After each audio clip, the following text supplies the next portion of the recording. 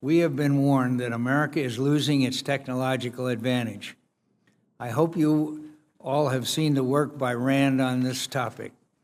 That is why the Department of Defense needs acquisition reform, not just for efficiency or to save money. Simply put, we will not be able to address the threats facing this nation with the system of organized irresponsibility that the defense acquisition enterprise has become. We're still, I want the witnesses to pay attention here, okay? We're still dealing with a $1 trillion F-35 program that continues to operate in dysfunction. The Air Force still subsidizes ULA for space launch with cost-plus fixed-fee contracts. The Army has sunk nearly $6.5 billion into WIN-T, a network that doesn't work, and the Navy's LCS program is delayed. The costs are now $6 billion and rising, and many of the key capabilities remain unproven.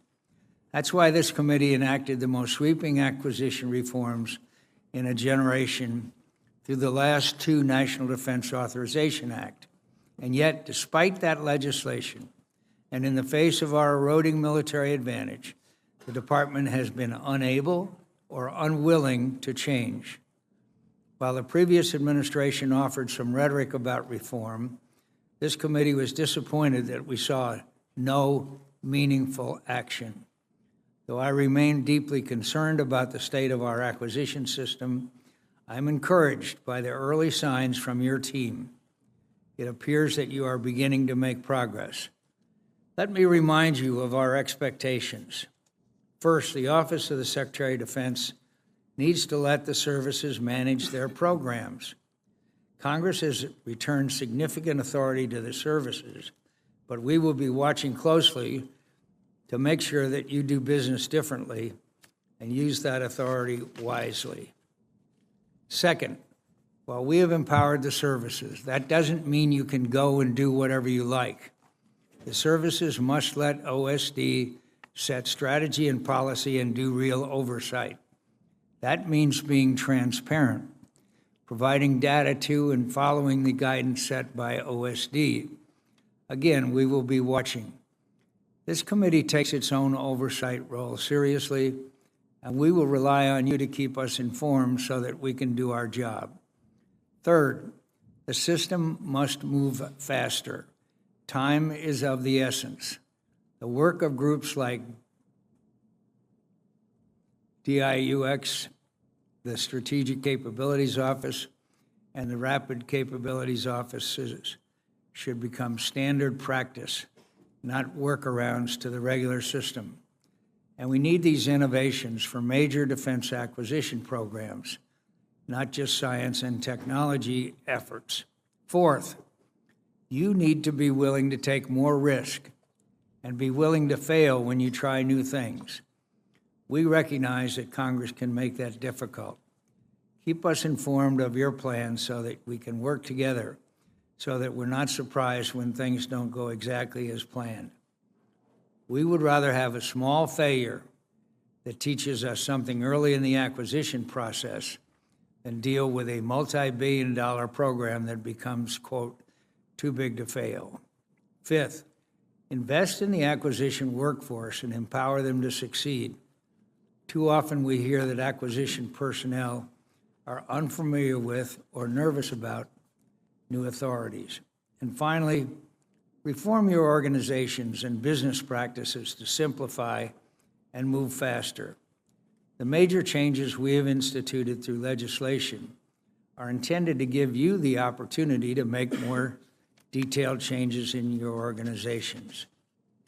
This is an opportunity to update your organizational structures and internal processes accordingly. And along those lines,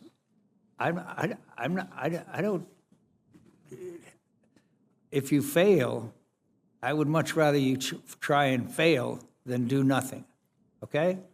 And if you keep in contact with us and tell us what you're trying to do and what you're doing, we will be patient for about 5 minutes. And finally, And finally, reform your organizations and businesses' practices to simplify and move faster. The major changes we have instituted through legislation are intended to give you the opportunity to make more detailed changes in your organizations. This is an opportunity to fail. This is an opportunity to update your organizational structures and internal processes accordingly. Now, if you have reforms and you want to try them, come and see us. Come and talk to us, and we'll be glad to cooperate with you. And don't be afraid to fail, because the only way that we will succeed is to take the risk of failure. Congress has provided you with all the tools you require. We expect you, as part of a new administration, to use these tools, unlike your predecessors. As you do so, you will have a willing partner in this committee. Do not hesitate to pick up the phone or come over and see any members of this committee. We have given our subcommittee chairs a great deal of latitude and a great deal of authority as we go through the decision-making process. Do not hesitate to call any of them, with the exception of Senator Reid. That's right. Finally, I believe, and I'll be glad, we will be glad to hear your requirements and how we can help you do your business better in a more efficient fashion. We expect you, as part of the new administration, as I said, you'll have a willing partner in this committee.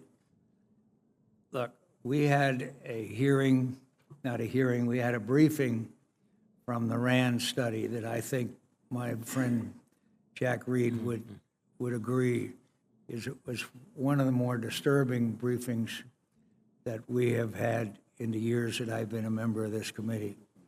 The gap is closing. There's no doubt about it.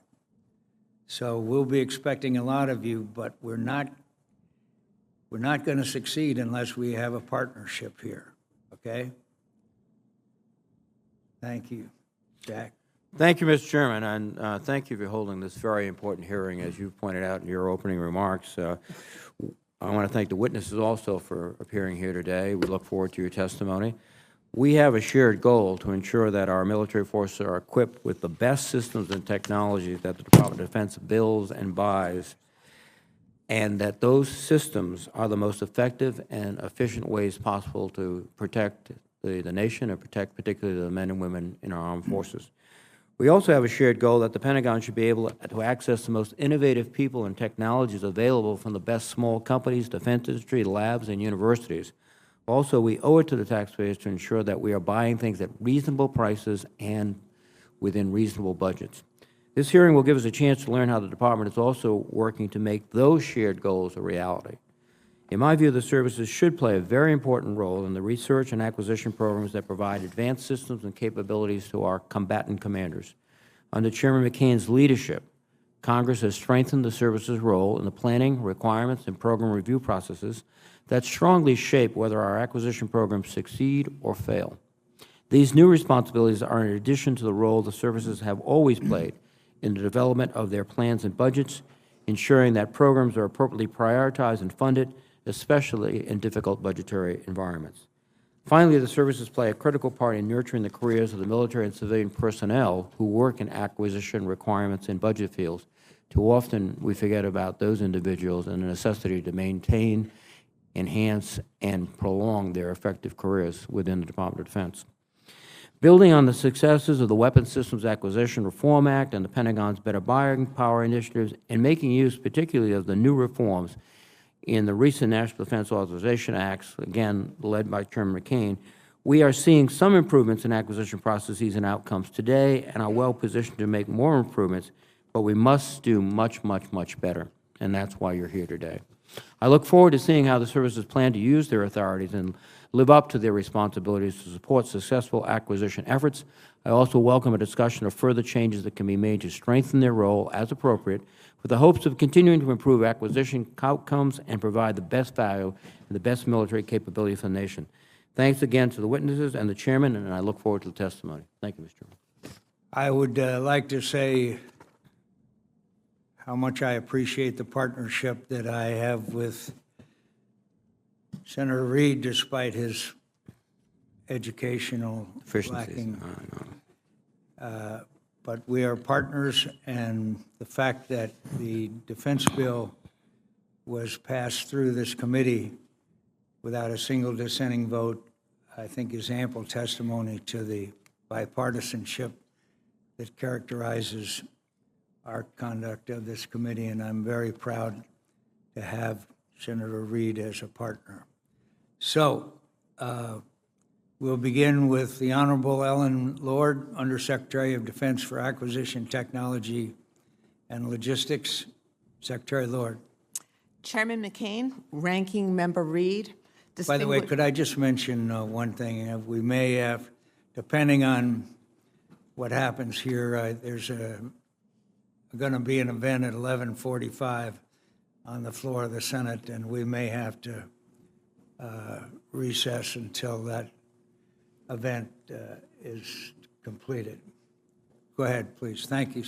Well, thank you for the opportunity to testify today on defense acquisition and reform efforts. I'm pleased to be joined by Secretary Esper, Secretary Wilson, and Assistant Secretary Geurts.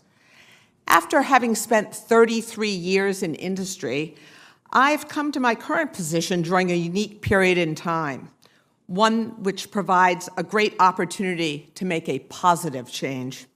First, the National Defense Authorization Acts for fiscal years 2016 and 17 have provided the direction and the tools for the Department to advance the capabilities required to restore our overmatch, speed the rate at which we field these advanced capabilities, and improve the overall affordability of our fighting forces' weapon systems.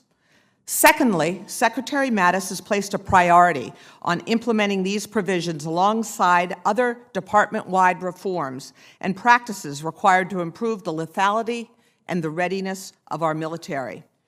Using an industry analogy, I believe that the OSD should function as a corporate office, very lean, enabling the services as businesses to execute programs they're responsible for.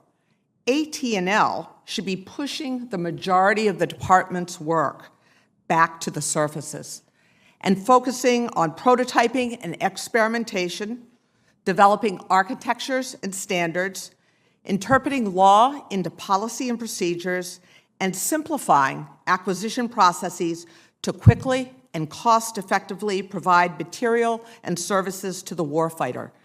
Stating it plainly, AT&L needs to be the strategic body, with focus across the board, driving affordability and accountability, reducing timelines, and equipping the services to execute their programs.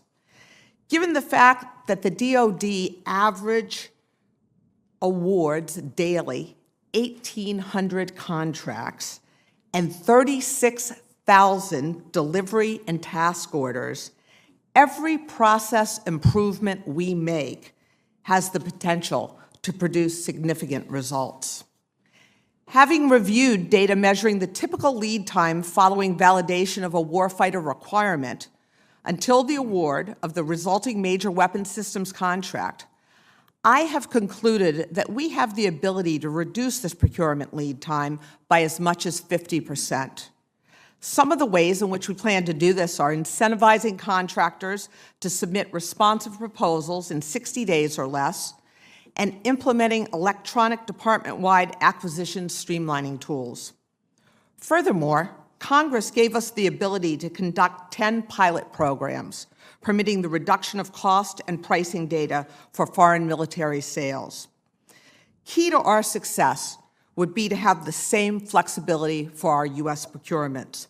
If we were granted the statutory authority, on sole source procurements, it would allow us to use our judgment to reduce the cost and pricing data we would require when we have cost transparency with the companies with which we do business. In my testimony, I stated that we have initiated 6 pilot programs that push the limits of our contracting agility. This is in order to demonstrate our ability to responsibly reduce this procurement lead time. Tell us a couple of those programs. C-130J retrofit kits and the Japanese Global Hawk, so 1 U.S., 1 foreign military sales. Our goal is to get these pilot procurements done within 210 days from the issuance of the request for proposal. We would also 210 days. 210 days is the interim goal. We would like eventually to get to 180 days. We have the process to work down. We're going to work with you and your teams to demonstrate how we do it. And we're going to come back to you as we need additional authorities, if needed. But we believe it's really interpreting the authorities we have now, making sure you agree with them, and having us move forward. So we're also pre-positioning production contracts to include options for yet-to-be-developed FMS requirements. In other words, in the initial contracts, we have the language so we can almost fill in the blank for FMS sales. Again, pre-thinking this is going to reduce the timeline and allow us to be very, very responsive to international customers. So you don't need a 100-page RFP for a pistol. Absolutely correct. On the Joint Strike Fighter program, we are determined to reduce the cost of production and sustainment. We have initiated an extensive JSF cost deep dive led jointly by my office, ATL, and CAPE. The purpose of this cost review is to understand in detail at Lockheed Martin, Northrop Grumman, Rolls-Royce, and BAE, as well as their primary subcontractors, and there are 100 of them in total, what JSF costs, why it costs what it costs, and most importantly, what we can do to improve cost performance at the prime contractor and up and down the supply chain. This will be a completely transparent process with the companies involved. The knowledge gained will inform our product contract negotiations and all of our sustainment efforts on a go-forward basis, and will promote more effective and timely contract negotiations. Just yesterday, the FY 2017 Defense Acquisition Workforce Award ceremony was held. Deputy Secretary Shanahan and I recognized the outstanding accomplishments of 27 top DoD acquisition professionals out of a workforce of 165,000. A few of their accomplishments include implementing a cutting-edge approach to cybersecurity testing for aircraft weapon systems, accelerating the testing for defensive systems on AC-130J aircraft by 2 years, getting 3,000 tactical combat casualty care units to medics and special forces operators, improving cybersecurity for medical facilities, and reducing biological agent decontamination time by 50% to accelerate the return of equipment back to the fight. Out of the 17 individual awards across requirements and acquisition critical functions, the United States Special Operations Command received 4. Our challenge is to take these pilots, these silos of excellence, and scale them to the big Army, the big Navy, the big Air Force. We're also... And how many F-18s are operational and ready to fly? Not enough. I'll defer to my colleague, Mr. Geurts, on that one. Okay. All right. The numbers I recall are 60% are not flying. Operational availability across our air assets is an issue. As I talk to each of the service secretaries, it's very clear. There's a lot we can do at the beginning of these programs to design in the sustainment portion, and we're focusing on that, and we'll come back and tell you how we're working on it. And let us know who's responsible. Absolutely. I would look forward to a small discussion in your office, and we can talk about the actions we're already taking in terms of accountability with individuals. Thank you. So we're also working to make use of the new rapid hiring flexibilities provided by this committee to bring in world-class talent in areas like robotics, lasers, artificial intelligence, as well as new contracting specialists and test engineers. For example, in 2016, our labs hired nearly 2,000 new scientists and engineers using the hiring authorities Congress provided. Reforming and improving the defense acquisition system to create an agile enterprise is a continuing process, requiring close partnership across the department and with Congress. You have my total commitment to the success of that partnership. I'm looking forward to working closely with the committee and the professional staffers to further implement the initiatives we have already begun. Thank you for your support in this significant effort, and I look forward to answering your questions. Thank you. Secretary Esper. Chairman McCain, Ranking Member Reed, distinguished members of the committee, good morning. When I appeared before this committee in mid-November, I stated that modernization was a top priority of mine and that ensuring the future readiness of the total force in a high-end fight would be very difficult without fundamental reform of the current acquisition system. In my few weeks as Army Secretary, I am even more convinced that this is true and more aware of the urgency for us to modernize. I am encouraged, though, by the progress the Army has made, consistent with congressional direction, to begin overhauling the current system. To be sure, a long road lies ahead and the challenges are great, but Army leadership, with the support and advice of Congress, is fully committed to bold reform that promises to provide America's soldiers with the weapons and tools they need to fight and win our nation's wars as part of the joint force. This committee is well aware of the growing challenges our military faces around the world. Rising near competitors threaten and sometimes challenge America's interests with capabilities that often match and in a few cases exceed our own. In short, our failure to modernize as quickly as possible will most likely increase risk to the force. This makes reform of our industrial age acquisition system a strategic imperative. Together with leaders from the regular Army, Army National Guard, and Army Reserve, I am approaching this endeavor through the priorities I outlined previously. First, taking care of our people, our soldiers, civilian professionals, and their families. Next, readiness. Ensure the Army's ability to deploy, fight, and win across the entire spectrum of conflict, especially the high end. Third, modernization. Build greater capability and capacity in the longer term to ensure clear overmatch in future. Finally, reform. Improve the way we do business to free up resources, time, money, and manpower that will make the total Army more lethal, capable, and efficient. Given these priorities, the Army is currently undertaking 5 acquisition reform efforts designed to promote unity of effort, unity of command, efficiency, cost effectiveness, and leader accountability.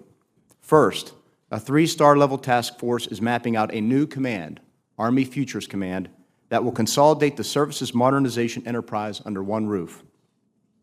Second, the Army is executing 8 directives intended to improve our capability and material development process by refining how we generate requirements, simplifying our contracting and sustainment processes, and evaluating our progress through metrics to enable our ability to deliver capabilities to soldiers faster, among other things.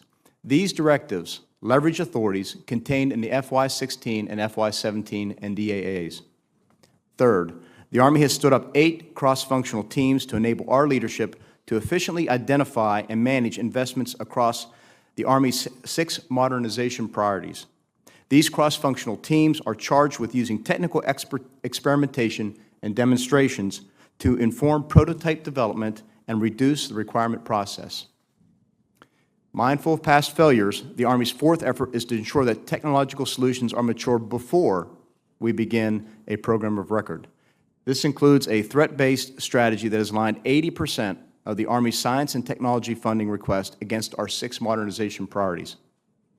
Fifth, we are directly engaging Army senior leadership as decision makers as directed in the FY16 NDAA through a reinvigorated Army Requirements Oversight Council process. Underlying these efforts are the other benefits the Army has derived from the recent NDAAs. For example, streamlined requirements and processes are being captured in a rewritten Army Regulation 70-1 Army Acquisition Policy. But there is more that we can and must do. To be effective, we must have predictable, stable, and adequate funding to restore balance and reduce risk. Ultimately, we are accountable to Congress and the American people. This is why we will continue to work with you and your staffs on the tasks before us. I fully believe you will see marked, clear progress in the coming months. You will see much more unity of effort, unity of command, efficiency, and accountability as we move forward.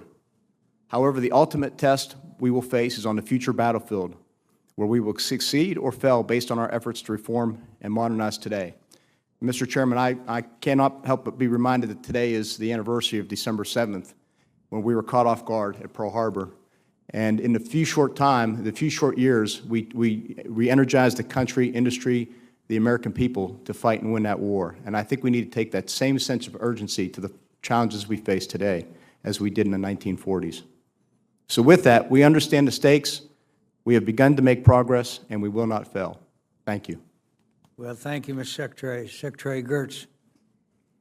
Mr. Chairman, Ranking Member Reed, and distinguished members of the committee, thank you for the opportunity to appear before you today to discuss acquisition reform efforts, recommendations for further reform, and requests for congressional support to improving acquisition outcomes. The Department of the Navy has embraced the recent acquisition reforms on multiple fronts. We're actively pursuing initiatives to capitalize on the new mid-tier acquisition and authorities provided in fiscal year 2016 and 2017 NDAAs. We continue to leverage the available tools to drive down procurement costs and assist the workforce. We've made meaningful progress to date and will continue to be efficient and effective managers of the acquisition reform efforts and our resources. Our workforce in particular has made progress advancing their professional and technical talents thanks to your support. Further meaningful acquisition reform must be assisted by sufficient and predictable funding. Timely budgets, avoiding further CRs, and amending the Budget Control Act to increase funding levels would reduce market uncertainty and improve our ability to maintain schedule and cost across all the Department of Navy acquisition programs. Sufficient and predictable funding translates into more capability delivered more efficiently, which reduces cycle time and cost, the goals we all share here together. We appreciate the support of this committee providing the guidance on acquisition policy and reform. Thank you for your opportunity to speak before you today, and I look forward to your questions. Thank you. Secretary Wilson, welcome. Mr. Chairman, I'd like to put my full statement in the record and just summarize a few key points. Without objection. Mr. Chairman, I wanted to thank the committee for the authorities that you've given to the services to continue to accelerate procurement and to streamline getting capability to the warfighter more quickly. The Air Force manages 470 acquisition programs of record. It's about $158 billion if you add up to what we were authorized to spend over a 5-year period.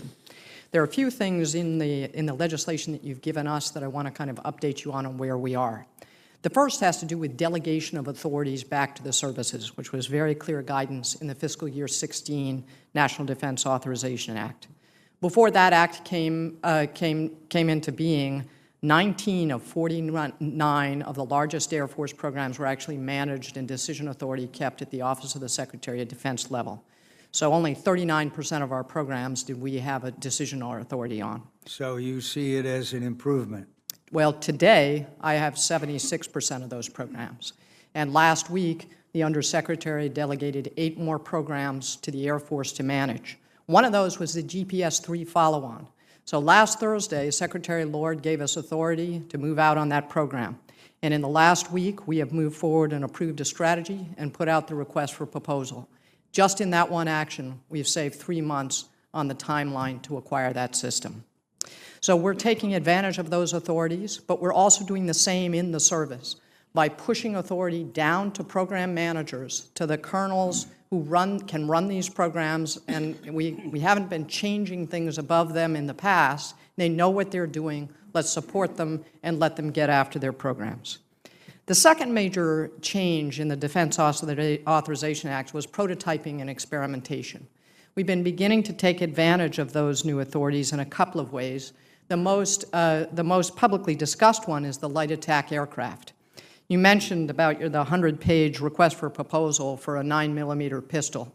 I think it was actually more than that. It looked like a pretty big stack to me. This is the letter of invitation and 4-page set of requirements on the light attack aircraft. It was sent out on the 8th of March. In less than 5 months, we had 4 aircraft on the ramp to test at Holloman Air Force Base. And last night, I just got the test report. So in less than 11 months, with 5 pages, we have tested 4 aircraft for a potential light attack aircraft for the United States and allies. And what conclusion have you reached? Senator, I was busy preparing for this hearing and didn't read the report last night. But it's not just the light attack aircraft that we're experimenting with. Another very promising one is something we call an adaptive engine. It's intended to get an increase in thrust of about 10% with a 25% increase in fuel efficiency. And we've got 2 contractors working on that. It's not a program of record. It's an experiment, but we're trying to mature the technology, refine the requirements, reduce the timelines to get better engines that are more fuel efficient to the warfighter faster. So those prototyping and rapid fielding kinds of authorities are, I think, going to pay us big dividends, both in the short term and the long term. The third thing that that your authorities gave us was something called the Other Transaction Authority. And we're taking advantage of that in a number of our different program areas. It really targets those non-traditional DoD contractors, the small innovative companies that won't do business with the Department of Defense under normal circumstances because we're too hard to work with. An example, Space and Mission Systems just let a $100 million contract, an umbrella contract for a consortium of innovative companies to give us space, ground, communication capabilities, particularly for our space forces. And that consortium is managing things for us under an other transaction authority contract. It took us 3 months to put that contract together. Rome Labs is another one that is using the other transaction authority arrangements that you authorize to put together consortiums of companies that are helping us on cyber, intelligence, surveillance, and reconnaissance. The fourth area that I wanted to highlight for you has to do with people, and the emphasis of this committee on both expedited hiring and the professionalization of our workforce. In fiscal year 16, we used expedited hiring in the Air Force to hire 810 people. In fiscal year 17, we almost doubled that up to 1,600. Direct hiring, we're even seeing more effort by the Air Force to take advantage of the authorities that you've given us. In fiscal year 16, we only hired 2 people under those direct hiring authorities. In fiscal year 17, it's 266. Thank you also for the Defense Acquisition Workforce Development Fund. We are using those funds to enable, empower, educate, and train exceptional acquisition officials to be able to take advantage of the authorities that you've given them to do things differently, faster, and with bringing more capability. There is much more work to be done, but we're beginning to make some progress. There are areas where we're frankly not very good at buying stuff. Software is one real example and is an area of continued focus and extra emphasis by the Air Force. Not all of this will work. That's why we call them experiments. But if we have productive failures, if we fail fast and learn for it and continue on in different vectors of technology, we have a chance of better meeting the adversary in 2030. And that's what this is all about. Thank you, Mr. Chairman. Well, thank you, Madam Secretary, and I thank the witnesses. I'd like to point out that it was about 3 years ago that we were having a hearing with the service chiefs, and we were looking at the fact that the USS Gerald R. Ford had a $2 billion cost overrun.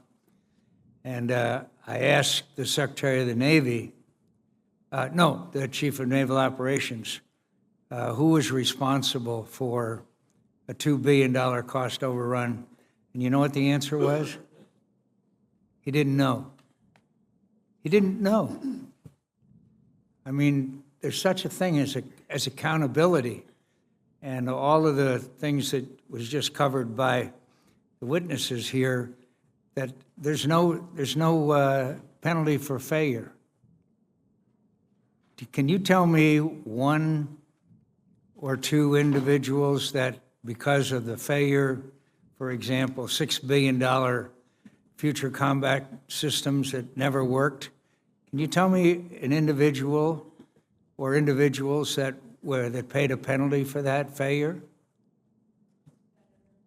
Yes. Senator, I would be more than happy to have a meeting in your office and talk about some actions we've taken over the past several months to get at that very issue. What can you tell us? Can you reveal us? Can you illuminate us as to what? We, as a team, are working very closely together to look at functions and individuals in OSD and in the services, the duties they're required to perform, and are determining whether or not we have the right people in the right slots. And I don't want to talk about individuals here in a broad forum, but would appreciate the opportunity to do that behind closed doors with a smaller group. Well, I thank you, but when I go to a town hall meeting and tell my constituents that we blew $6 billion, and there's not been anyone fired or replaced or new way of doing things, they're not really very happy. So we'll be glad to hear what you have done and what you plan on doing, but there's no reason why you shouldn't tell the American people. That's why we have hearings in the Armed Services Committee. Okay? So the next time that you come before this committee, and you will, I want to know what you've done besides say, we don't know who's responsible. Okay? Sir, excuse me. I want to be on record. We hold people responsible, and we will talk about that. All right, you hold people responsible. That's our system of government. Who is it that's been fired? Any answer? No. Senator, I'm not aware of anyone being fired for FCS, to your point. We completely agree. All right. Senator Reed. Thank you very much, Mr. Chairman.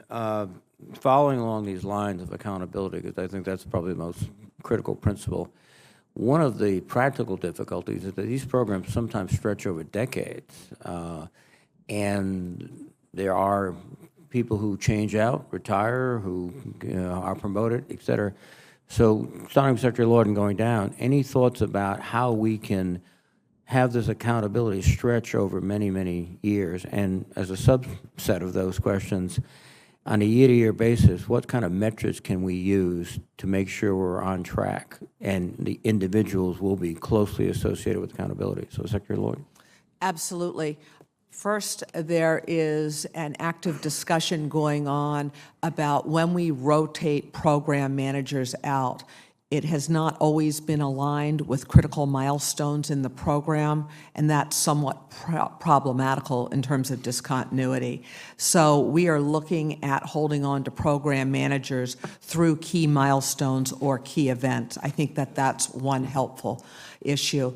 Secondly, in the department, I'll speak for myself here, but I know we all talk about this, I, on a monthly basis, roll out the 87 major defense programs metrics. So in other words, we have 87 ACAT-1 programs that are accountable for about 96% of our $1.9 trillion programs of record.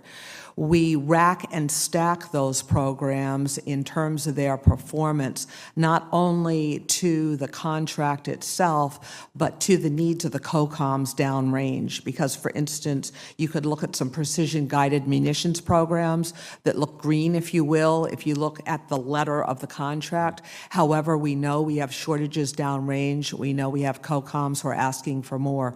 So we take that market intelligence, if you will, and factor it in.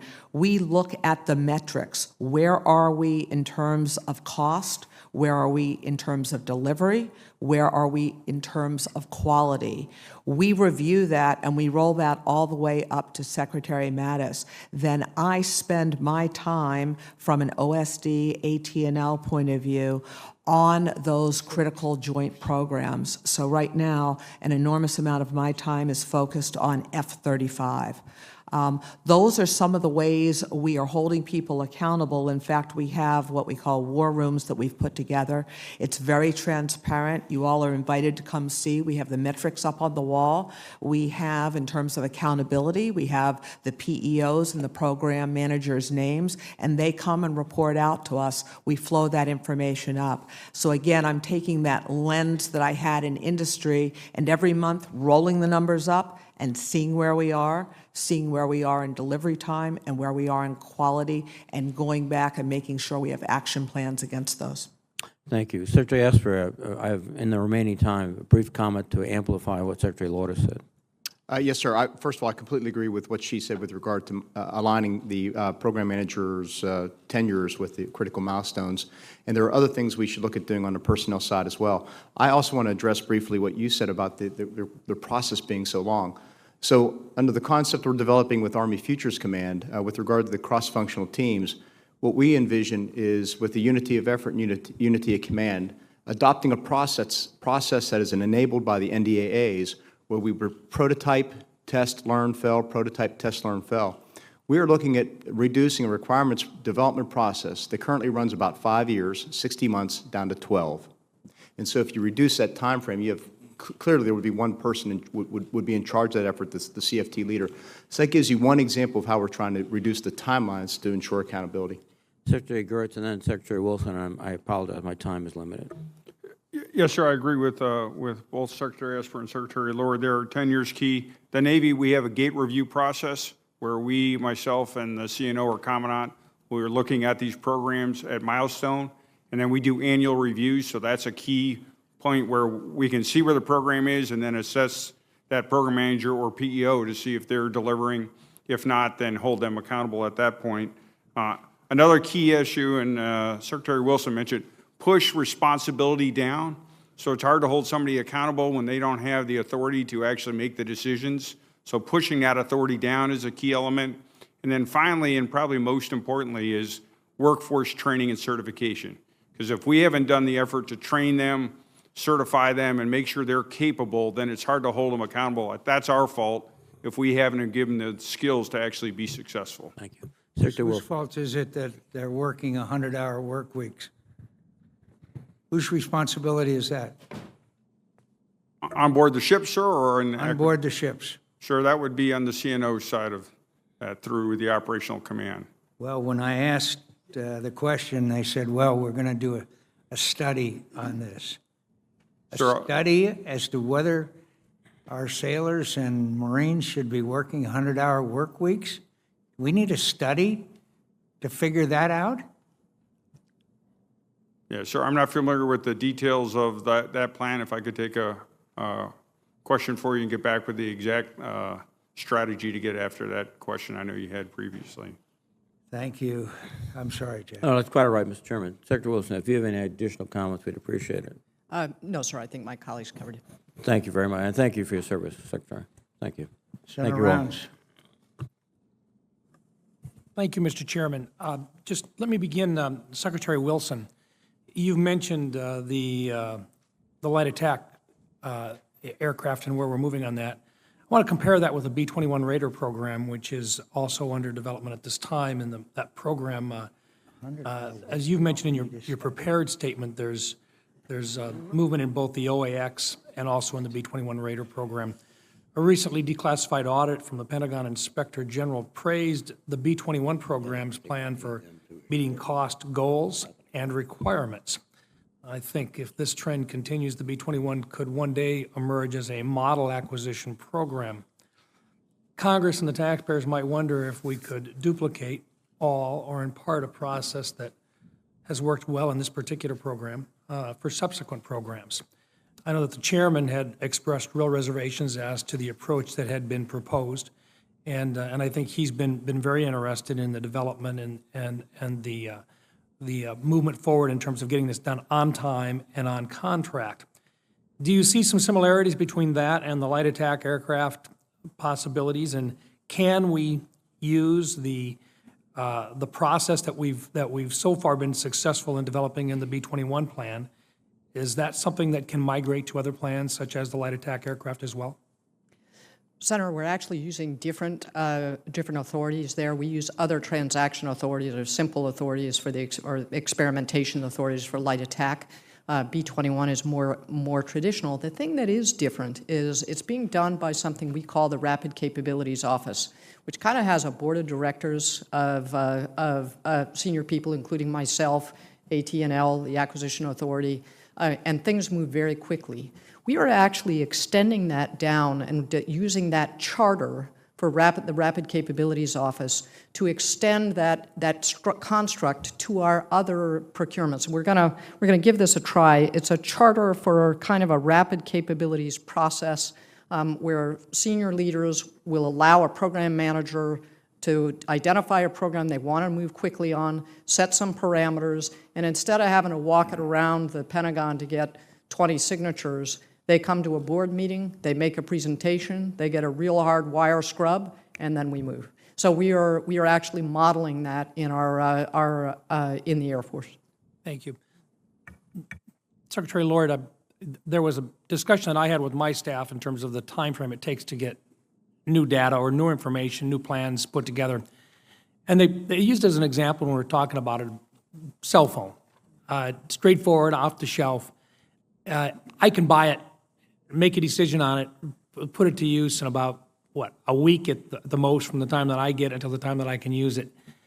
Acquisition time for a new piece of software and hardware combination today through the Pentagon could take as much as 2.5 years to acquire. This is basically out of date after a year to a year and a half. My question to you, when you're all said and done using a piece of hardware and software combination available today in the general public for perhaps purchase within a 1 week or 2 week period of time, what's your goal for getting the acquisition process down from a 2.5 year time period for Pentagon acquisition and issue? Our goal is to look at where we've had successes with DIUX, with SCO. In fact, I've asked Will Roper to be here with me today because we think that they've demonstrated the right kind of behaviors. We're looking at what the Rapid Capabilities Offices have done. And frankly, as we organize AT&L into ANS and R&E, what we're doing is basically trying to scale the behaviors, the processes, or the lack thereof that we've seen in these different groups. And it's an issue of scaling. I'm going to run out of time, but let me just ask this one more time. What's the goal in terms of, is there a goal for cutting back acquisition times? 12 months for major programs. From 2.5 years to 12 months? Correct. Okay. Now, that's a first step. I just would like to be on record as saying. Okay. Next of all, cloud computing is here to stay. Clearly, the Pentagon has got to be able to make decisions about how they acquire capabilities. You currently chair the Cloud Executive Steering Group, or the CESG. Does the membership include warfighter representation from the military services, combatant commands, to include Cyber Command or DISA, or if not, why not? We have pulled in all of the services and are talking to them. We put out an RFI and have gotten 52 responses. We right now are working on how we're going to go about that contract. We don't know how we're going to structure it yet, but absolutely, because what we're looking at is mission focus here, not backroom business systems, and it's all about getting that computing capability out to the edge. We want our warfighting systems to be able to do machine learning, to have artificial intelligence, and until we have all of our data in just a few places, it's going to be very hard to do that. So frankly, sir, everything I do is about lethality and the warfighter. Thank you. Thank you, Mr. Chairman. Thank you, Mr. Chairman, and thank you all for being here today. The Defense Federal Acquisition Regulation Supplement, as I know all of you know, requires that all DoD contractors, including small businesses, comply with a complex series of cybersecurity requirements by December 31st of this year. Now, I certainly think it's very important for us to address the cyber concerns and have been banging the drum on that, particularly with respect to Kaspersky software. But I am concerned as member of the Small Business Committee in the Senate, as someone who comes from a small business state, that our small businesses are very important to technological innovation, and I have heard from many of them that they're very concerned that they can't comply by this deadline, that unlike some of the bigger businesses that work with the Department of Defense, they don't have the support to comply with these complex regulations by this deadline. Can you tell me how concerned any of you are about this and whether there are ways in which we can do more to help small businesses comply?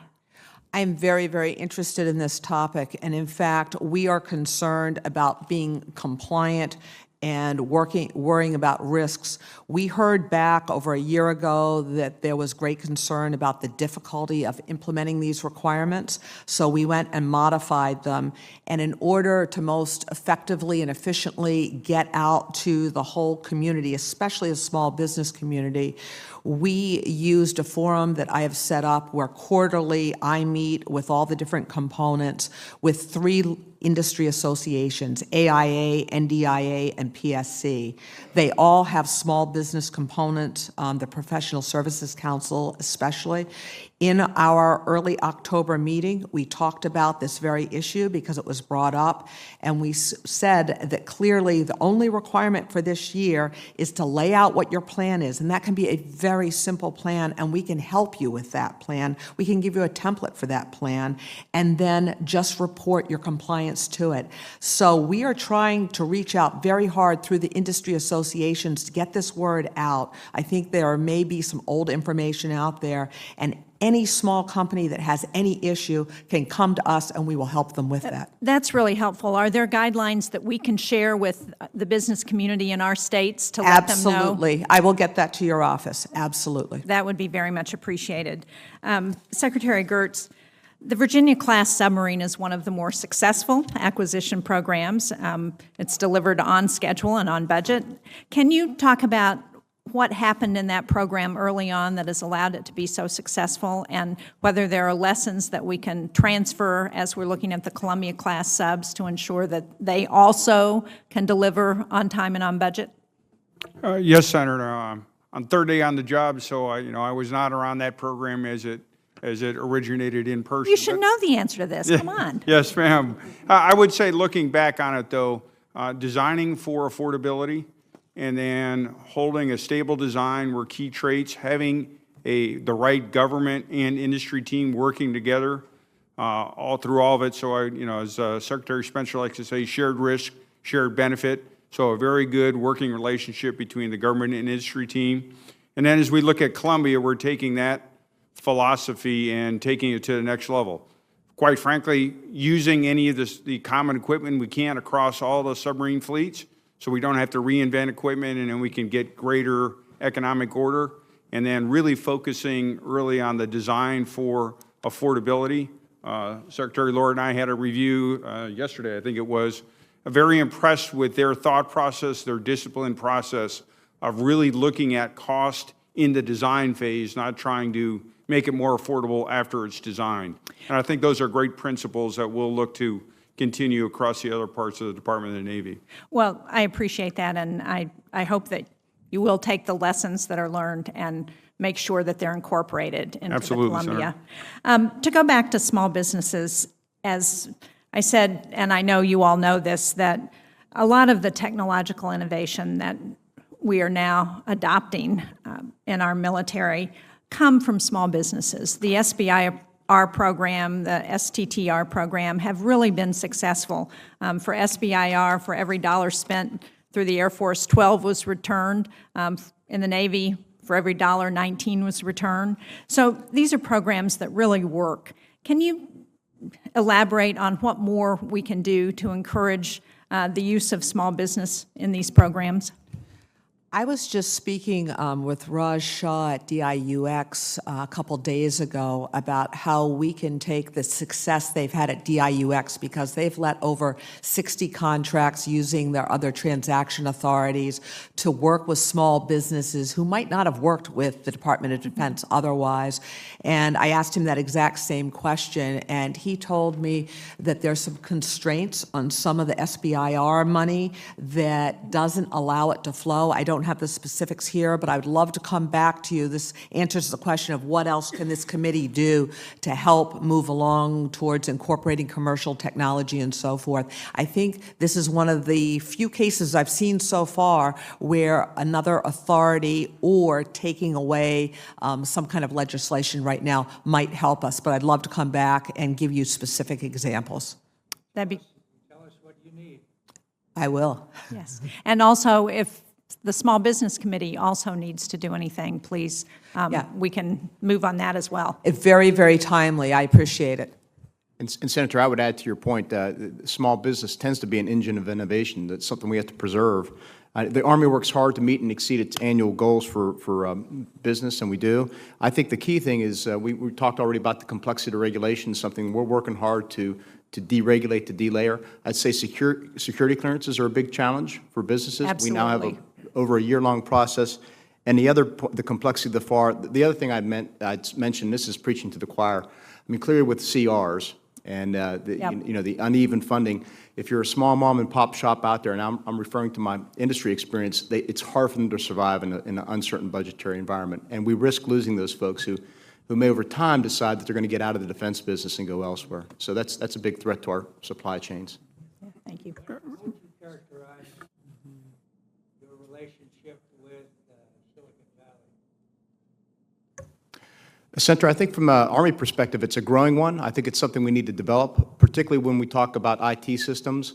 I think as Senator Rounds pointed out, I think it's a very particular challenge given the fact that the technology changes so quickly, and now the innovation is happening mostly, if not entirely, in the commercial sector. So I think it's a relationship we have to continue to build with Silicon Valley and then broadly with the commercial sector, and tap more, make DoD acquisition more friendly to the commercial sector.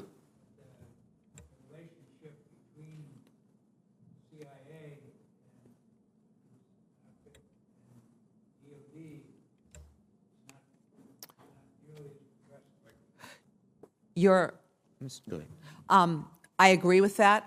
CIA has done some great work, for instance, migrating to the cloud.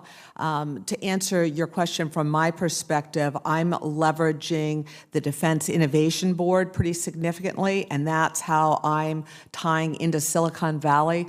I've worked on the subject of software, where I think the most opportunity lies for the department, both from a contracting point of view as well as developing commercial techniques. So I speak routinely with the Defense Innovation Board about how to do things differently, and particularly Eric Schmidt I speak a bit with. I was just on the phone with him on Monday afternoon, asking him specifically, what can I do differently to solve some specific issues? And that's helpful. We also are using our DIUX arm out there to set up roundtables for me to meet with a variety of software companies, because that's where I'm focused right now.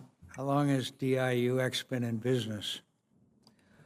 For 2 or 3 years, perhaps. I'm going to have to get back to you on the specifics on that. I'm not smart enough to know that right now. That's not a lot of progress. I want to build on it. Senator Ernst. Thank you, Mr. Chair, and thanks to all of you for joining us today. We had a great forum this last weekend, the Reagan National Defense Forum, and Secretary Lord, glad you were there. Secretary Esper and I sat together on a wonderful, wonderful panel. I think everybody was engaged at one point or another through those discussions, and it was very helpful to see so many people that agreed on some of the challenges that we have, including the CR, as was just mentioned, sequester, our budgeting issues here in Congress. And Secretary Lord, from this past weekend, you had mentioned the need to redirect our investments to meet the demands of a shifting world, and I agree with that as well. And we do need to invest in innovation to keep our competitive edge over near-peer adversaries like China and Russia, and that's a topic that Secretary Esper and I were engaged in on our panel. Can you talk about some of the emerging capabilities the Department of Defense should be investing in to ensure that we are keeping that technological edge? And how do we balance those investments then with the need that we have to improve our readiness? What we're trying to do is strike that balance. We were talking about operational availability of aircraft earlier. We obviously need the readiness. What we're doing is trying to take a very federated system of labs that we have right now between the services, FFRDCs, OSD, and so forth, and align them in terms of modernization. What do I mean by that? Instead of working on maybe hundreds of projects, we're trying to identify specific technology domains that we agree across the department are critical to really reach the overmatch capability we want to have. So specifically, what does that mean? Hardened microelectronics? Absolutely. Hypersonics? Then the whole cyber area, and everybody defines cyber a little bit differently, but I'm talking about offensive and defensive cyber. Those are three areas where we are committed, and we're looking at aligning our investments to make sure we make a step function change in our capability. Okay, I appreciate that. What we're doing right now is working on the elements of that, and we'd love to come back and talk to you about that in more depth. As you know, we've just stood up Cyber Command, and we have a whole series of efforts. Yes.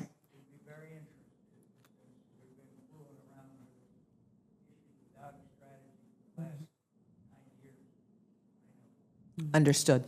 Yes, the chairman and Senator Rounds have been very passionate about making sure that we are nesting our capabilities together and understanding who is responsible in what domain. So very, very important. And Secretary Lord as well, I've heard just recent reports that this Distributed Common Ground System, or DCIG-SOF, the software that aggregates intelligence data for our special operators, is problematic. It's ineffective, is what I've heard from some of those operators. And I also understand there are a number of commercial solutions that may be better and immediately available. And in some cases, they're already in use. At what point does the department then decide to simply cut its losses and move away from a program that they feel is ineffective? I don't want to comment too specifically about DCIGs because when I was at Textron, we did have one of those contracts, but I will vector over to an Air Force program to answer the same type of question. We feel strongly when the environmental conditions and our adversaries have changed rapidly and we no longer believe that programs that we're pursuing can achieve the lethality that we wish, then we'll talk about potentially terminating programs. And in fact, General Holmes and I were just here talking to HAC-D last week about JSTAR's recap. That's a perfect example of where given the contested environments in which we're fighting. We're thinking that perhaps there might be better ways to get sensors to work closer to the adversary. So that's an example of where we came up and said, we're strongly considering and want you to understand this is our thought process. We want you to be thought partners with us. And these are all the reasons. It was a secret hearing, so I can't get into too many details. But that's an example of where we're looking at the current state of events, our current capability, a current program, and what we now know about other ways to achieve the end objectives we were trying to initially address. Okay, so multiple factors involved in that decision-making process, dollars, capabilities, overmatch. Absolutely, and it's one that's not taken lightly, and all of the different equities within the building are considered before we come and take the time of Congress to say this is a serious concern of ours. Okay, thank you very much. Several years. For the recap. Thank you, Mr. Chair. I don't have it here today, but I certainly could get that. Yes, we do know. On the recap, I don't believe it's in the billions, but I shouldn't speak without the data in front of me. We will get back to you. Thank you, Mr. Chairman, and thank you to our witnesses for being here today on this important topic. I've previously asked each one of you if you would make research a priority in your work. You have all said yes. So I'm going to start with a really simple question. Are you still committed to prioritizing basic and applied research? And will this commitment be reflected in the FY19 budget? I am willing to take really short answers like yes. Secretary Lord? Yes. Secretary Esper? Oh, we got this. Yes, Senator. Yes, Thank you. Senator. Yes. Good, good. So I have another question. In an effort to emphasize the importance of R&D and in recognition of the span of responsibilities at AT&L, that they were so big that last year this committee directed that the position that Ms. Lord now holds be split into two separate positions, one that focused on research and engineering and the other that focused on acquisition and attainment. And I know you're all working hard to try to implement that. I think having a senior leader focused on future technology is incredibly important. I support that. But one of the real problems in our system right now is that we struggle to convert promising new technologies in the lab into the field.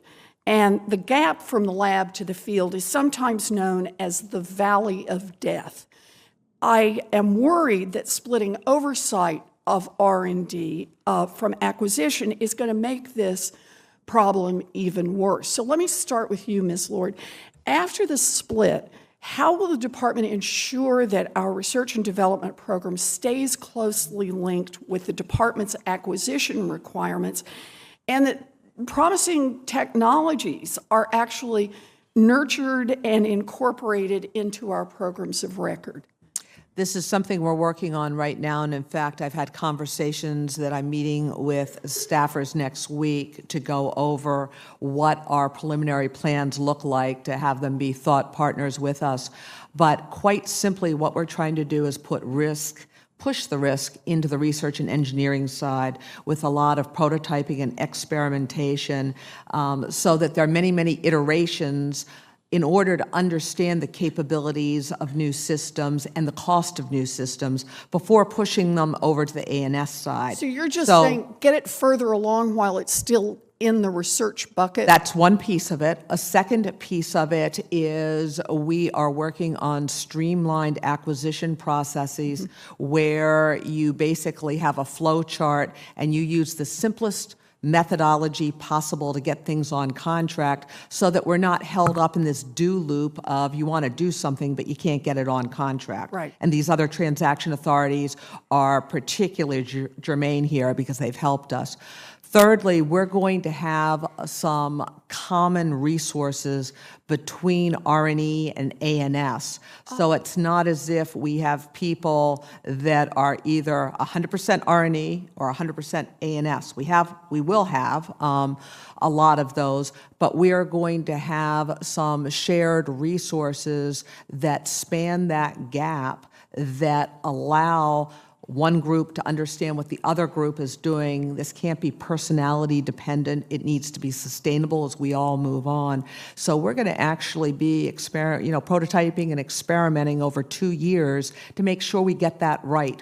The construct I have right now, and I'll be coming back to brief all of you on this, is we are going to do a 2-year 8-quarter transition, and we have a model for what we're going to do, and we're going to tell everyone what that is, and we'll begin moving towards that model, but we're not being rigid about it. We're experimenting and seeing what works. We're also making sure we get a lot of brains around the table to talk about all the what-ifs. Good. I really appreciate it. I appreciate the thought you're putting into this. We don't want to lose at that space. Secretary Esper, would you like to add to that? We're low on time. Yes, Senator. You asked a very good question. I would just say briefly that the Army has begun a process of realigning its S&T investments toward our 6 priority areas. So for FY19 or for 19 to 23, we've already realigned over $1.13 billion toward S&T along our priorities. And the way we're also doing that is as the cross-functional teams are stood up and they're responsible for their specific capability areas, with S&T now aligned to that specific capability area, we're actually issued a directive that would require standardized written agreements about what is expected to be delivered from the S&T community to hand off to the actual CFT leader to begin the acquisition process. Okay. So we're trying to do exactly what I think you were saying. I'm out of time, so I'm going to ask the other 2 of you to answer this in questions for the record so we can get it in writing. But I just want to say, we got to get better at this. Anything that has a name, the Valley of Death, is not good in terms of acquisition of new cutting-edge technology. We can do all the terrific research in the world, but if we can't translate that into something that helps our warfighters, then we have failed at our essential mission. So. Except for the Clemson football stadium. That's known as the Valley of Death. Not to me. All right. Thank you. Thank you.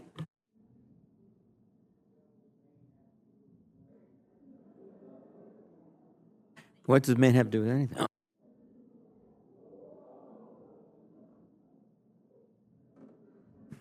Thank you, Mr. Chair. Let us bring us back to this topic here. First of all, thank you. I'm so encouraged to hear the conversation today.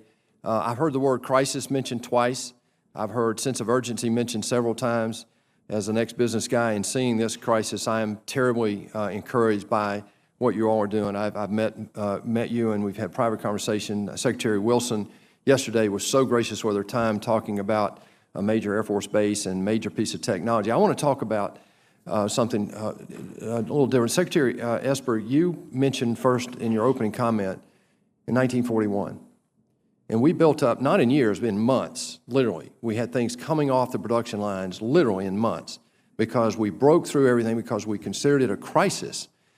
But in 1949, just 3 years after we demilitarized after World War II, we were right back in the same position. And that war was a little different and so forth. But today, we find ourselves in crisis. I'm not going to spend time, I don't have time describing the crisis, but after 30 years of disinvestment and only one major recap, and after 16 years of active combat, I believe we've got a crisis. The global situation is more dangerous than it's ever been. We've got a debt crisis here. We've got a near rival that's now going to be a full rival that's actually spending more money than we are in real terms, adjusted for purchasing power parity. General Mattis says that there are 3 phases to solve this problem, and you've each spoken about it in different ways. There's a 3-year term of readiness. We've got to get readiness recovered. There's a 15 to 25-year plan for new technology and recap and the full bloom of U.S. innovation and technology with regard to providing for national security. At the same time, China is coming online. It's not going to take 15 years before a lot of their new technology is hitting. They have leapfrogged major areas of restrictions. They bring product online much cheaper than we do, much quicker than we do, and with far less restriction and government intervention. I'm worried about the shoulder season from year 3 to year 12. And I would like for you to, I think, Secretary Lloyd, if you'll start with this, I'm really concerned about how do we find quick, low-cost solutions for the battlefield. I'd like a combatant commander representatives from Army, Navy, and Air Force to comment on this as well, because I'm very concerned that we've got our eyes out here, we're looking at where the money is needed, and yet these high-cost solutions, flying F-35s into battle space where an A-29 might be okay. I'm not saying we're doing that, but those types of examples, J-STARS, you mentioned J-STARS just a minute ago, great long-term capability. We've got a dying platform right now. Technology, the battle spaces are changing. That interim period, that's a perfect example of where I don't personally see the Air Force or anybody else really moving toward that interim solution in a way that gives me comfort with a low-cost, current technology platform that's better than what we have, more cost-effective than what we have, but doesn't get in the way and take money away from long-term development. Would you address that? Two-part answer to the question. One, I would really like to come back and in a different setting, in a classified setting. That's fair. Talk to you about some of the programs going on. I'd look forward to that. But secondly, what you're talking about is exactly what DIUX, SCO, and the Rapid Capabilities Office are doing. And we should come back and tell you about some of those successes. What we have to figure out how to do is scale that. And right now, we haven't scaled it, because probably the best meeting I go to in the Pentagon is something called the Warfighters Senior Integration Group, where we sit down every 2 weeks, and we have on VTC Afghanistan every 2 weeks, and then the other 2 weeks Iraq, and we talk up to the warfighter about what is going on today and what they need in terms of rapid capabilities. This is what has spun out an enormous amount of counter-UAS equipment, and that has been fast. JIDO's come up with that. So we can do this, but we do it on a small scale, and that's what this reorg is all about, in my mind, is getting away from the 5,000 process, other than the very complex areas where we might need some of that, but just use the little bit of process we need to get stuff out the door. So, Secretary Esper, would you comment on, I'm out of time, I'd love to hear from all of you, but I would love to have you respond to that, all of you respond to that question after the meeting. Yes, sir, because it's a great question. I just connect a couple dots from the historical example. The key here is changing culture. Okay. Oh, thank you. So, Senator, the key is changing culture. At the end of the day, we have to change the culture. That's what came out of the 2011 Decker-Wagner Acquisition Reform Report. That's the most crucial element. And the way the Army is getting at this is standing up the Army Futures Command to do just that. Take an approach that says, let's not make the perfect the enemy the better. Let's prototype, demonstrate, learn. Let's fail early, let's fail cheaply, and let's go with the 80% solution. Get something fielded. The view is if we can stand up the organization, the command quickly, get that unity of effort and unity of command, get some early wins under our belt, we can start changing the culture so that we're ready, positioned, posture to begin looking simultaneously at those mid and far-term threats that you described. And how long have we been fooling around with future combat systems? Well, thank goodness it's in our rearview mirror now, Mr. Chairman. Senator, in the Navy, we're taking an approach with an Agile Acquisition Office, and that whole acquisition process, which I co-chair, there's a board, I co-chair with the CNO or the Commandant, and that's really looking at that sweet spot of something that we know that's out there that we can either accelerate up quickly to give us a bridge, or there's a problem that we need a solution for. We can't wait for the business as usual. We're seeing about a 3-year acceleration for the projects we're getting through those programs. Unmanned aerial refueler on the carriers, one of them, towed array on some of the high-speed vessels we're doing. So that's a way to give, again, we should have a menu of options. Some needs to be rapid, exactly what we have today, buy as sold commercially, get them in the field tonight, like I used to do at SOCOM. Some need to be build a carrier, very deliberate. You want to make sure you get it right because it's going to be around for 40 years. And then there's this sweet spot, and quite frankly, your committees, authorities, and 804, and some of these rapid prototyping, abbreviated acquisitions, really gets at that sweet spot. That's what we've been missing. And so you've given us the authorities. We've now got to go implement those. I think all of us are in the emerging stages of that, and I think in the next 2 or 3 years, that's really going to get at that shoulder thing that, yeah, we can't wait for 15 years for something that's going to happen 5 years from now. Senator, for the Air Force, we look 5 to 15 years, and you're right. The technical risk in the shoulder season is something that all of us are worried about along all of our programs, particularly those that are new ways of doing business. And I know you and I have a scheduled classified session to go through some of those that are a high priority for you. Thank you all. And Mr. Chairman, thank you for your courtesy, and to the ranking member, thank you. I would think it'd be very important if we could have this similar conversation, follow-up meeting in a classified environment at your discretion. Thank you. I think it's something we ought to pursue. We ought to pursue. Senator Donnelly.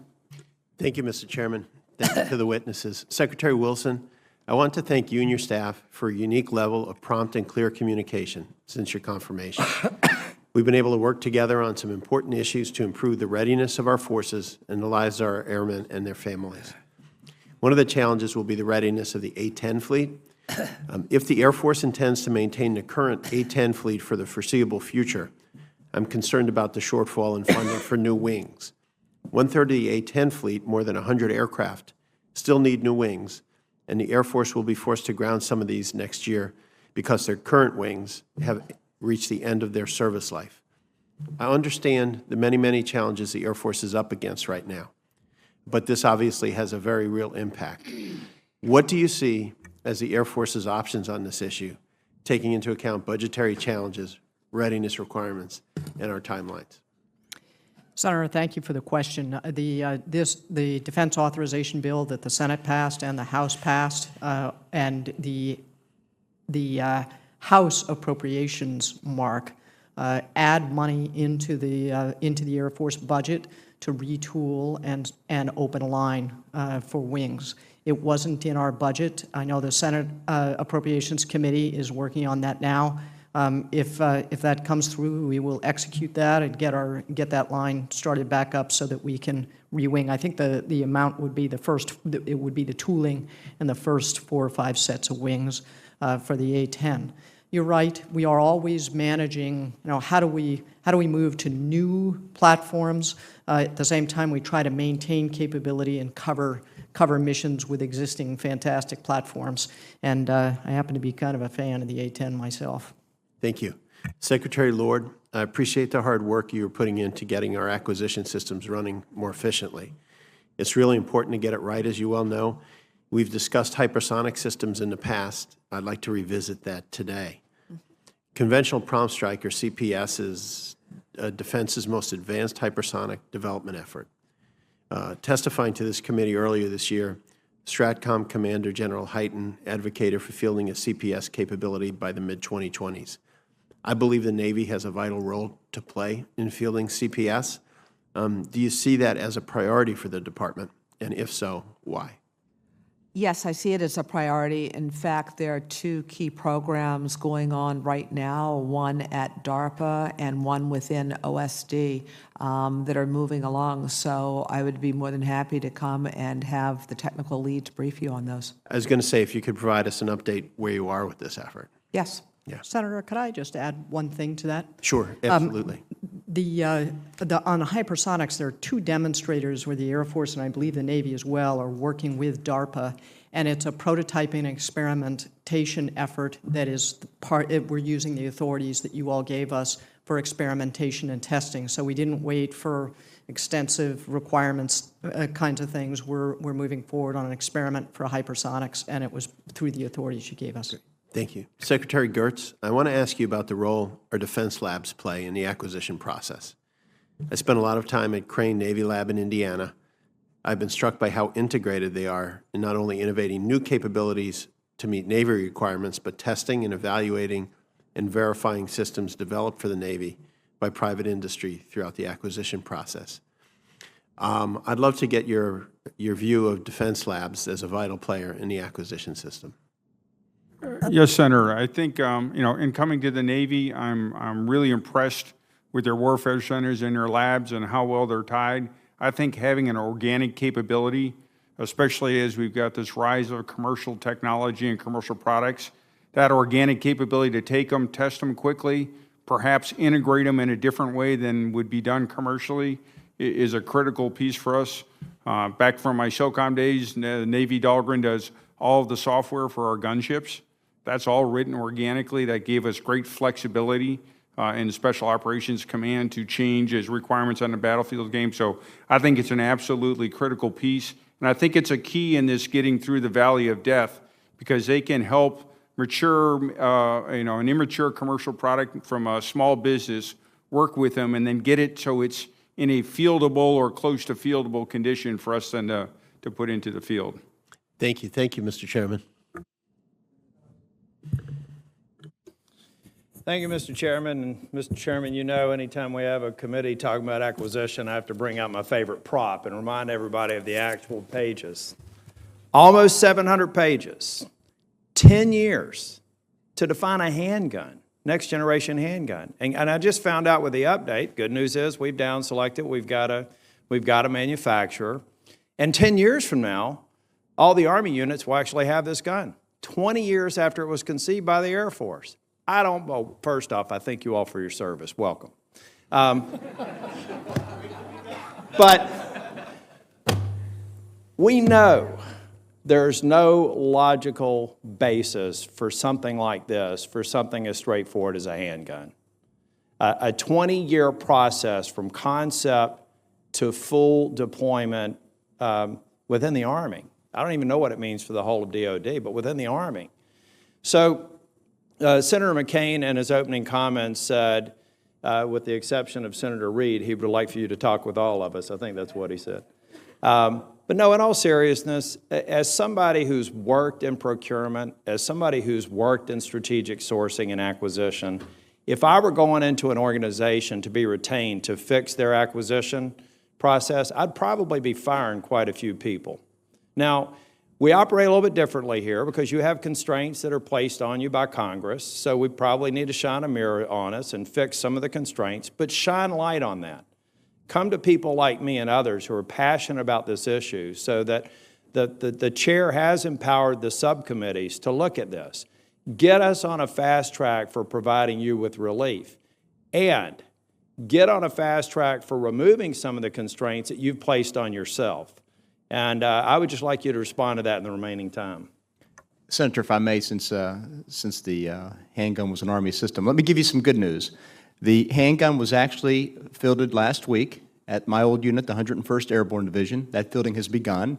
And I would note, since I saw him yesterday, that your colleague, Senator Tom Cotton, actually qualified on the weapon, and it was very pleased with it. The troops have been very happy with what we fielded. I would also note, because it's important to what you're saying, is after the years of going through that extended process, the Chief of Staff of the Army, General Milley, took to heart what the Congress said, used the legislation that was contained in the NDAA. We had stood up about 20 months ago or so, the reinvigorated Army Requirements Oversight Council. So he took that case that you're talking about, refined the requirements process, and 18 months later, we got to the point that we were delivering weapons. So it's a good news. We've managed to turn a bad news story, I think, into a good news story. I think that type of process, leveraging what the authorities we got from Congress, is the basis for which the Army is heading with regard to Futures Command and all the changes we plan on making to improve the acquisition process and make sure that we don't see that again. Sir, from the Navy's perspective, you guys have been very helpful. We've been doing some piloting of reducing number of critical performance parameters. You gave us authority to try one where we only had 2 critical performance parameters. That's simplified to solicitation.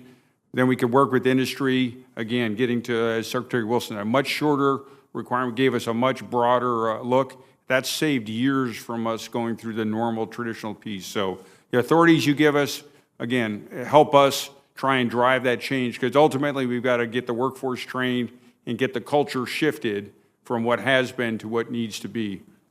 And as Secretaries Wilson and Lord respond, we've got to keep in mind about the cumulative cost of this. I mean, we've got to take a look at, when you have to participate in a procurement for 10 years, how much cost you're building into the industrial base that we ultimately pay for. So I also want to make sure that I'm getting a commitment from you all to come up with specific actions that we need to take to accelerate the process. Secretary Wilson, and then we'll finish with Secretary Lord. Senator, I think you were out of the room when I did my opening statement, and I need to get a red ribbon. But this is the letter of invitation, and there's a 4-page document for the light attack experiment, and it fits nicely in a very slim briefcase. You get a blue ribbon for that one.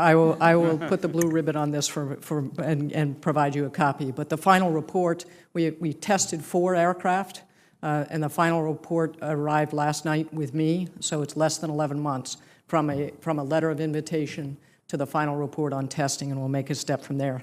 I actually do have some, what else can Congress do to be helpful? And you often ask that. And I do have some suggestions for you, but maybe I'll just provide those in answers to questions. Thank you. We are coming up with methodologies to step through a flow chart to arrive at the simplest and quickest compliant contracting methodology for different procurements. And I think part of the issue with this gun you're referring to is we applied a one-size-fits-all, bring-it-on mentality. And we're trying to learn from our rapid capabilities offices, from DIUX, from SCO, who've taken the authorities that Congress has provided and applied them appropriately to speed things up, therefore have them be more cost-effective, and thereby allowing smaller companies that couldn't afford to go through this multi-year process to participate. So what we're trying to do is scale all of those activities, but we've got to educate our acquisition workforce to be able to do that, and that is a huge issue. So I'm taking a fundamental relook at how the Defense Acquisition University operates, and we're looking at more 1-2-day sessions where we teach people skill sets that they use the next day. But we've got to give people the tools, and then we have to train them, and I am very optimistic that we can do that. Because I think we have a lot of smart people that are looking for leadership, and Didn't have smart people before.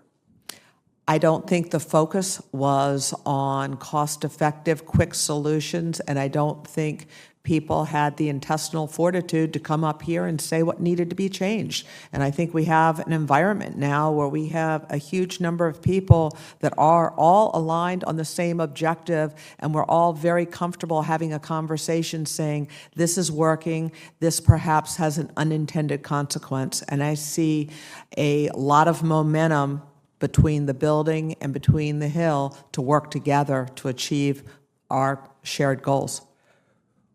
Well, I certainly hope you're correct. Senator Mr. King. Chairman, if I can add just one quick thing to Mr. Tillis's question. You asked about things that the Congress could do. I would tell you in the case of the handgun, after we had done that through that 18-month process, we had prototyped, tested, demonstrated, used soldiers, selected the handgun, and we had a protest. And I think to the degree that the Congress can act on getting rid of frivolous protests, at least what the Army considered a frivolous one, would be very helpful, because all it does is add time, cost, and of course delays giving the soldier what he or she needs to be successful. Senator King. Perhaps the handgun example can remind me of my father's advice that even the worst person can serve as a bad example. So maybe we can learn from that. Mr. Geurts, a couple of preliminary observations. First, somebody at the Pentagon has a sense of humor to send you here on your 3rd day. It'll only get better from here, I can assure you. Mr. Chairman, this is a very important hearing, and I want to thank you for calling it. And secondly, to the entire panel, this is one of the better, or I'd say best hearings I've seen on this subject in 5 years. You are clearly focused on this problem. Secretary Wilson, what you told us about the light attack aircraft and the process is incredibly encouraging, and I hope that you will be able to continue along those lines. Secretary Lord, Freud said anatomy is destiny. Napoleon said war is history. My modest contribution to that is structure is policy. And I would like it if you could supply to this committee your organizational chart of the acquisition process. And I'm interested in seeing how many committees there are, how many approvals, what the levels are, because I do think, I'm not being facetious, I do think the structure largely determines the outcome. If you have a complex, cumbersome structure, you're going to have a cumbersome outcome. Somebody said the ideal committee is made up of 3 people, 2 of whom are absent. So if you could share with me your thoughts on this. No, I agree with you. Structure is policy. And so what we are doing is putting together flow charts that allow contracting officers to pick the simplest route to get to placing a contract and delivering materials or services. That means you need to understand what you're buying and how to tailor the process. And that's what we have our contracting people doing right now, using real-life examples of how we've done this. So that's what I will bring you, what that flow chart is. I'd really appreciate that. And do I understand, I think I heard in one of your testimonies, perhaps yours, that you're endeavoring, you're making an effort to keep people in these positions at least through milestones. I mean, one of the problems we've identified is acquisitions people come and go, and it creates a herky-jerky process. Yeah, we are trying to be much more thoughtful about critical program junctures and aligning people being reassigned with that. Now, moving forward, that takes a lot of coordination. I think we're all committed to do that. I will say that we all spend a lot of time in one another's offices, and I know I meet with the service acquisition executives on a weekly basis, so we're committed to doing this. I hope that this is sort of technical government organization, but I hope you can really focus on this issue of how long people stay in a particular office, because if they keep turning over, that's been identified in prior hearings as a significant problem. We are committed. The other piece is off-the-shelf technology. Mr. Geurts, I commend to you the P-8, which is the new naval anti-submarine aircraft, which I was delighted. I went out to see them building them. Is a off-the-shelf Boeing 737 with electronics inside. Somebody should be congratulated for not having to invent a new airplane.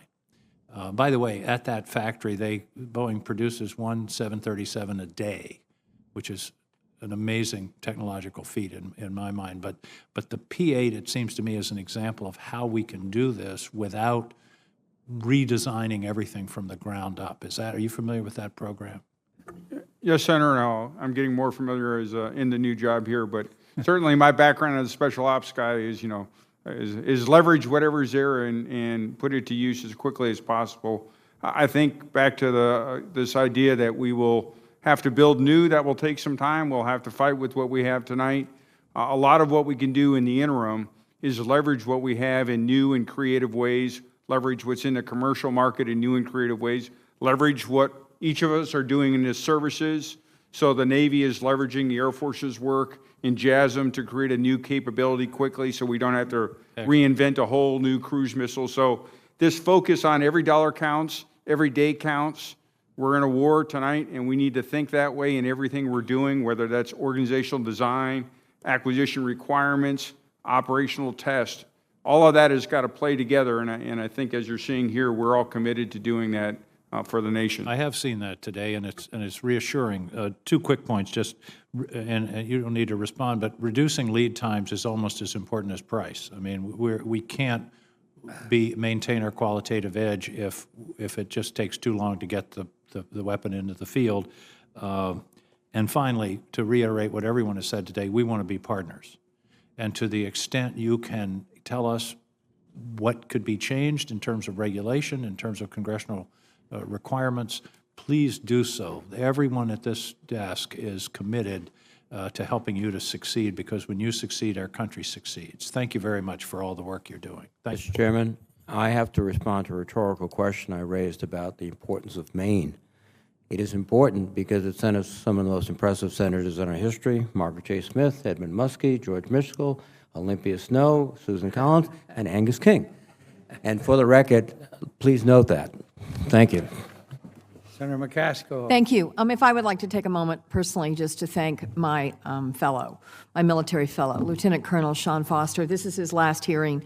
He's an Army JAG officer. He has been incredibly helpful to my office. I'm very appreciative of the military for providing us fellows. Sean was particularly terrific. He is leaving to go to the Army Legislative Liaison Office, so all of us will get to know him better. But I wanted to briefly recognize his great work in my office over the last 2 years. I'm going to miss Sean a lot. How many of you have read the November 2017 DoD IG Top 10 Management Challenges that was issued in November? Everybody read it? No? No, ma'am. Who has read it? I glanced over it. I must admit it was in my read-ahead package. Okay. Yes, ma'am, I read it yesterday. Okay, Secretary Esper, have you read it? No, ma'am. How about you, Secretary Wilson? No. Okay.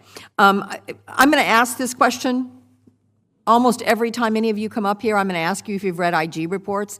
Nothing is more irritating to me than when the really hard work of GAO and the IGs identify problems and really make your job easier in terms of where you should focus, and nobody consumes the product.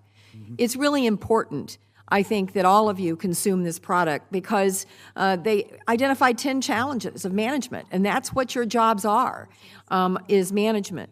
I'm going to focus on a couple of those today, but I certainly would advise all of you to take this report seriously. Sustainment problems. The market leveraging for spare parts. They identify in this report that for the H-60 helicopter used by the services and SOCOM, that they have purchased 2.9 million spare parts for the H-60, DoD has, using 2,000 separate contracts. Awarded to 590 different contractors over a 12-month period for almost $400 million. And often these parts were purchased for different prices, the same part. This is, the kind of stuff that just makes you want to tear your hair out as somebody who's a former auditor.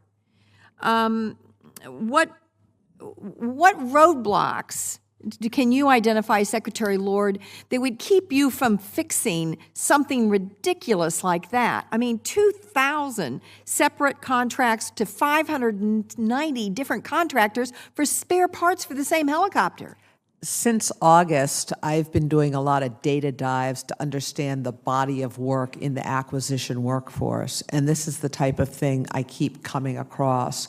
And what I find is a couple trends relative to sustainment. One, early on in programs, people aren't thinking about designing for sustainability. They're not thinking about setting up the right contract vehicles. It's often rather reactionary for different parts. So as we develop these systems, we need a holistic contracting strategy, because contracting is a strategy into I just think you guys should, when something comes online, you should begin the process of identifying a handful of contractors, because you want the consistency, and if somebody falls off, you've got others, and to get the best deal and leverage the best deal for that helicopter. I mean, I can't tell you how many times I've sat in this committee and pointed out inefficiencies between the services for things that they're all using. That's where AT&L comes into play. We talk about delegating programs back. That's absolutely what we want to do. Where AT&L can be very helpful, and A&S moving forward, is taking that horizontal look across the services for similar programs that leverage the same bill of materials and do the types of buys you're talking about. I don't have much time left. I'm gonna, for the record, I'm gonna ask you about reporting contractor past performance. It's another really irritating thing for me that we have bad contractors and we keep doing business with them with no consequence whatsoever. We never remove them from the list. But the last thing I really want to touch on is supply chain management risks. In this report, I was really concerned about the identified risk of an adversary infiltrating the supply chain and sabotaging, maliciously introducing unwanted function or otherwise compromising the design or integrity. They specifically point out the Missile Defense Agency as it relates to ground-based mid-course defense system. That's obviously of grave concern. I'm out of time, but what I would like for each one of you to do is to speak to me, especially Secretary Lord, What are you doing to secure the supply chain in terms of the integrity being compromised? I don't need to explain to any of you what the dire consequences of that could be in today's world. I would be happy to do that. In fact, I just had an early morning meeting with General Ashley from DIA about that very topic in my office this morning. I will ask about all of these 10 management areas, but I would recommend the next time you come, check and see if an IG report or a GAO report has been issued in the last 30 days, because I guarantee I'm going to ask you about it. And I will tell you I'm following up. You wouldn't believe this, Senator McCain, but when I was with Secretary Wilson at the Air Force Base in Missouri, which was terrific that she visited, she told me that she was trying to hire trainers for the Joint Strike Fighter. And they sent over somebody to get approved for hiring at OPM, and guess what OPM told them? They didn't have enough experience flying the Joint Strike Fighter. So obviously, the job requirements that are imposed upon you by OPM sometimes are ridiculous, beyond the pale. Clearly, nobody at OPM knew that nobody had flown the Joint Strike Fighter yet. Has that been resolved? And I'm working on it from my end. I just wanted you to know. Thank you for your help on this one. We can surely continue to use the help. Did you get it approved finally? That particular one has been approved, but my average time to hire a civilian is about 180 days. And it Totally is a major ridiculous. issue. Thank you, Mr. Chairman.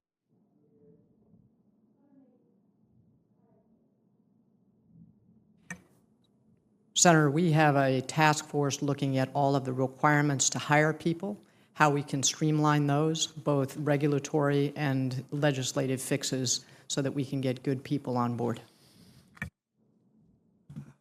I want to apologize to Senator Blumenthal because obviously there is an event on the floor of the Senate, which I know he's very interested in.